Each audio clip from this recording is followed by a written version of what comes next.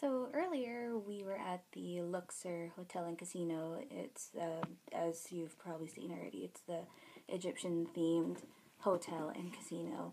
It's really, really, really cool when you go inside. And I wasn't able to make, you know, a video earlier because we were at the food court and it was very, very noisy. So you wouldn't be able to understand me. So I'm home now. So we went to the Bodies and Titanic exhibits. It was Donkey's second time. It was my first.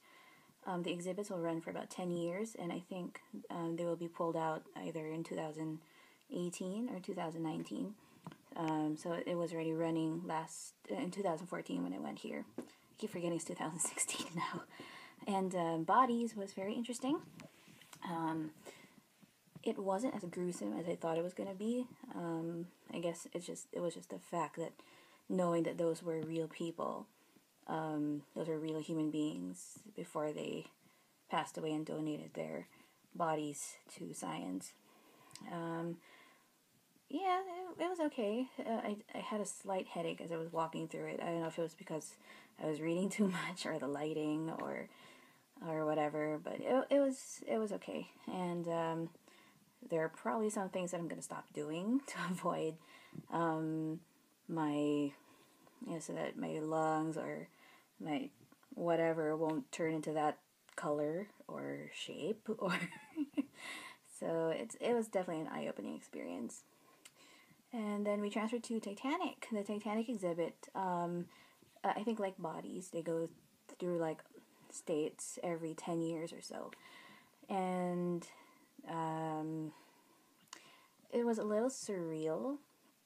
And I remembered that a team of paranormal investigators called Ghost Hunters, they investigated when they were somewhere else, not here, and they found some really compelling evidence, but of course not enough to like prove that the exhibit is haunted, because since the exhibit had the remains of the ship and the artifacts that were recovered from the site, they're saying that it could be residual energy of the souls who passed away because of that disaster. So maybe they're still holding on to those things that they were so familiar with in life, and so they're coming back, and some of them probably don't even know that they're dead yet. So there's that. And it was a very, very, very melancholy feeling. It was very solemn, and it was just wow. And they actually had a piece of the ship from the wreckage there on display. We couldn't touch any of the artifacts, of course, like Bodies also. So it was just pretty surreal, and it was really hard sometimes in some parts going through the exhibit, because you know that once belonged to someone, and then there were pictures and notes of some of the people who went through that experience, their stories or backstories. So it was a little like wow, and I get affected by these easily. So, and I hope you guys can see it. If it goes to Manila, I hope that I'll definitely see it again. Bodies, I can pass for now. Titanic, I would love to do it again, no matter where it is, or well, if I'm there, I might as well go see it. So I hope it goes to Manila, so that it's something you definitely want to see. You'd want to see in your lifetime. I forgot to mention earlier that as soon as we entered the Titanic exhibit, they would give us a boarding pass.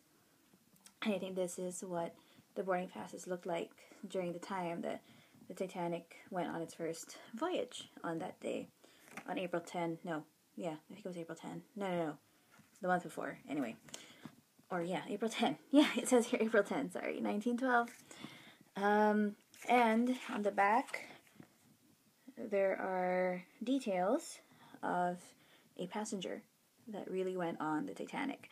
And at the end of the exhibit, there's a memorial wall, and there you can look for the name of your passenger, because basically when you get in, you are the passenger as you go through the exhibit.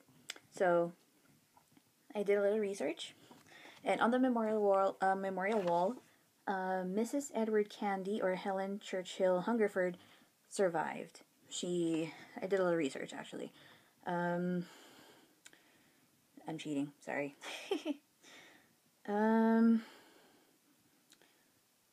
There. Okay, so she booked passage to the US on Titanic, and on the day of the disaster, it says here that since baggage and personal items were not allowed aboard the lifeboats, Candy gave two precious items, a cameo miniature of her mother and a small flask of brandy, to a male friend who had pockets. These were later retrieved from his floating remains. So, the two items that were retrieved were sold at an auction, just about 2006, and Candy was able to board a lifeboat, but fell and fractured her ankle in the process. But that didn't stop her from manning the oars of the lifeboat. So she and another woman named Molly Brown, or Margaret Brown, did the rowing for that boat.